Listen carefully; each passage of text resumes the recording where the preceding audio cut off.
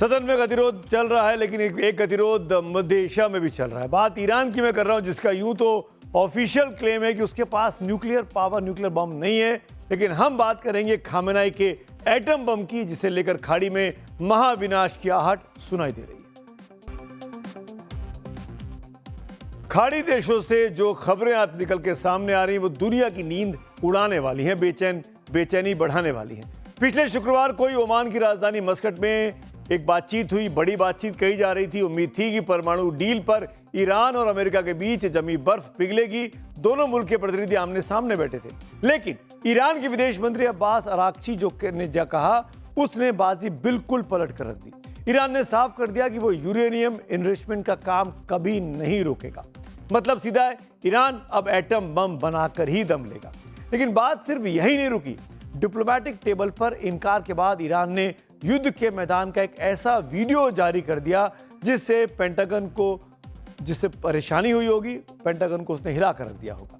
एक तरफ परमाणु जिद और दूसरी तरफ अमेरिकी बेड़े पर हमले का एआई ट्रेलर। इन सब के बीच खाड़ी में चल क्या रहा है, उसको जानने के लिए हमारी ये रिपोर्ट देखिए। जमकर प्रोपेगेंडा वॉर चल रहा है, और जब कूटनीति फेल होती है तो प्रोपेगेंडा शुरू होता है। इस्लामिक रिवॉल्यूशनरी गार्ड कोर यानी IRGC मीडिया की ओर से जारी एआई वीडियो किसी हॉलीवुड के फिल्म की तरह है, लेकिन इसका मैसेज बहुत ही खतरनाक है। यह सिर्फ एक वीडियो नहीं है, बल्कि अमेरिका को दी गई डायरेक्ट वार्निंग है, चेतावनी है।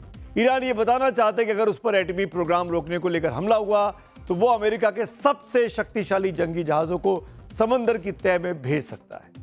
ऐसे में सवाल है कि क्या ईरान अब किसी से नहीं डर रहा? क्या ईरान ने चुपके से परमाणु बम तैयार करके रखा हुआ है? क्या मस्कट की बातचीत सिर्फ एक दिखावा थी ताकि ईरान कुछ समय ले सके अपनी तैयारी के लिए?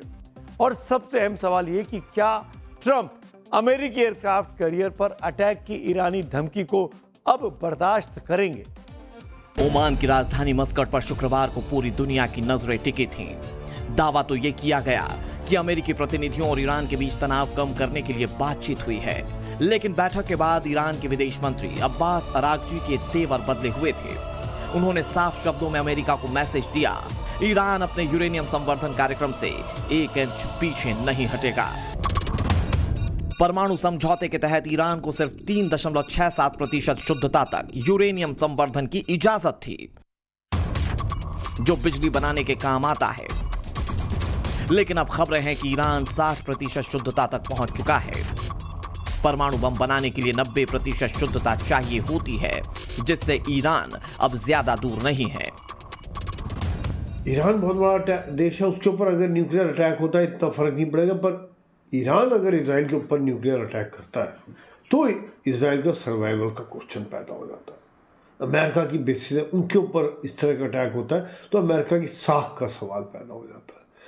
यही कारण है कि जो वहाँ का पावर बैलेंस को अमेरिका और इजराइल अपने पक्ष में रखना चाहते हैं, और वो नहीं चाहते कि ईरान किसी भी प्रकार से न्यूक्लियर ताकत बने।